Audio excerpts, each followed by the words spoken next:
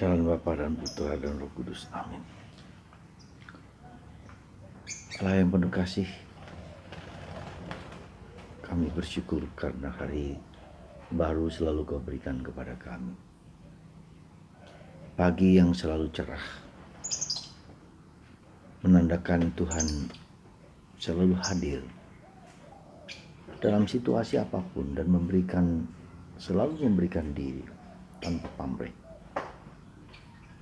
Entah kita memuji Dia atau tidak, Tuhan tetap memberi dan memberi. Dan itulah kebaikan hati Allah yang tanpa henti, tak terkira, tak terperana. Berkatilah kami ya Tuhan, supaya kami belajar memberi dan memberi. Terpujilah nama-Mu kini dan sepanjang segala masa. Amin. Para saudaraku terkasih dalam Kristus, hari ini Yesus ditantang untuk membayar pajak atau tidak. Lalu Dia mengatakan anak manusia harus membayar pajak atau tidak. Dan siapakah yang membayar pajak? Bagi orang Yahudi adalah orang asing. Kenapa? Karena orang asing datang ke Israel dan mereka membayar pajak, datang untuk merayakan hari-hari bersejarah atau hari-hari penting dalam ibadat Yahudi pada waktu itu. Dan pajak itu untuk kesejahteraan rakyat. Maka ada sesuatu yang aneh juga, bagaimana cara Yesus menyelesaikan soal pajak itu, yaitu bahwa Yesus meminta kepada para rasul untuk mancing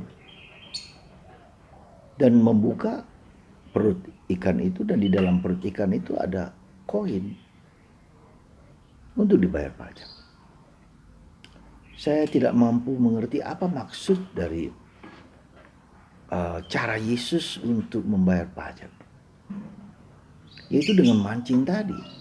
Apa maksudnya? Maksudnya adalah bahwa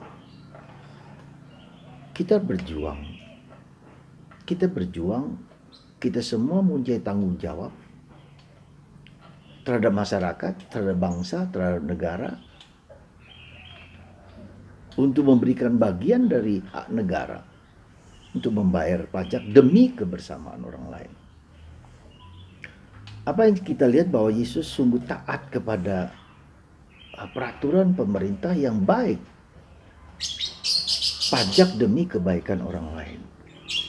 Jadi setiap dari kita memiliki kewajiban untuk membayar bagian dari kita, bukan hanya untuk saya, tapi kepentingan orang lain. Untuk kesehatan, untuk pendidikan, untuk kesehatan bersama, seperti misalnya sekarang itu dengan vaksin COVID yang diberi dengan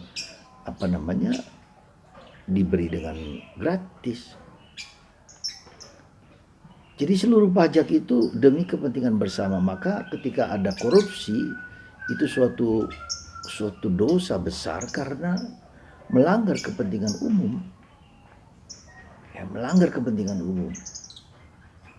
Dan yang kedua menariknya bahwa Yesus meminta dengan cara yang tidak lazim gitu loh. Dan ini menunjukkan kepada kita bahwa koin itu sudah ada dalam perut bumi.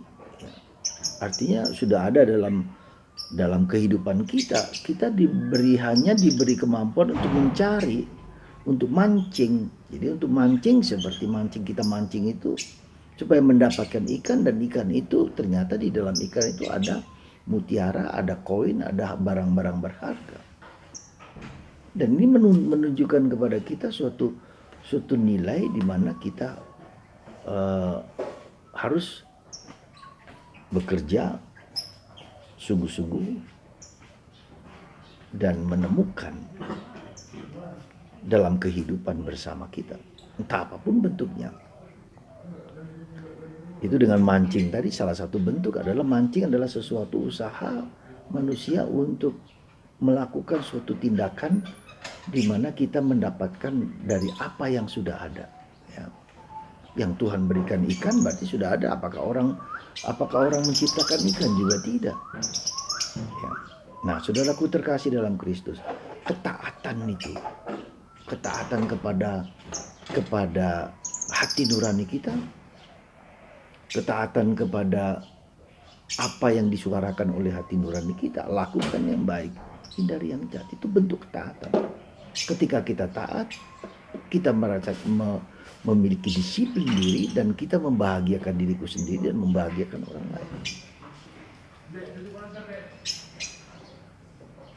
Dan itulah saya kira yang perlu kita renungkan bersama. Jadi saudaraku terkasih dalam Kristus, semoga kita taat pertama-tama kepada hati kita masing-masing, kepada hati nurani kita masing-masing.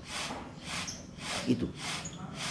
Yang kedua, kita taat kepada Tuhan yang bekerja lewat orang-orang lain, pemerintah yang baik, kepada pimpinan kita, kepada orang tua kita, kepada orang-orang, misalnya kepada ibu kita, kepada orang yang memimpin kita, membimbing kita, menuntun kita, ketaatan apa yang baik. Ya. Jadi saya tidak tahu apakah para rasul pada waktu itu juga protes atau bertanya apa yang dilakukan Yesus dengan mancing ikan. Tapi mereka menjalankan semua itu, dan kita juga menjalankan tanpa perlu bertanya, protes atau marah atau apa, karena demi kepentingan orang lain, demi kebaikan orang lain. Tapi ada juga orang mengatakan, Romo, saya tidak mau membayar pajak karena banyak yang koruptor. Banyak orang menggunakan mengambil uang demi kepentingan diri sendiri. Nah, benar, itu benar terjadi. Banyak orang yang koruptor yang dihukum dengan hukuman yang rendah. Tapi kalau setiap orang bicara begitu, bagaimana kita memberikan kepada orang lain? Maka usaha untuk menghilangkan korupsi sungguh-sungguh diperjuangkan, tetapi tidak menjadi alasan bagi kita ketika orang koruptor kita tidak bisa bayar pajak. Bukan itu alasannya, nggak bisa begitu. Ya, jadi pajak kita sekecil apapun, pajak mobil, pajak kendaraan, pajak rumah, apa saja yang kita beli ada pajaknya, ada PPN-nya. Dan itu demi kebaikan bersama. Maka begitu pentingnya Menteri Keuangan untuk mengatur keuangan kita, keuangan negara kita, ya, supaya kesejahteraan, kemakmuran bersama dihayati oleh banyak orang. Semoga kita berdoa supaya semakin banyak pejabat-pejabat penting yang jujur pada diri sendiri, pada hati nuraninya, ya, yang menghendaki kita berbuat baik di atas segala sesuatu. Tuhan memberkati kita semua. Dalam nama Bapa, Putra, dan Roh Kudus. Amin.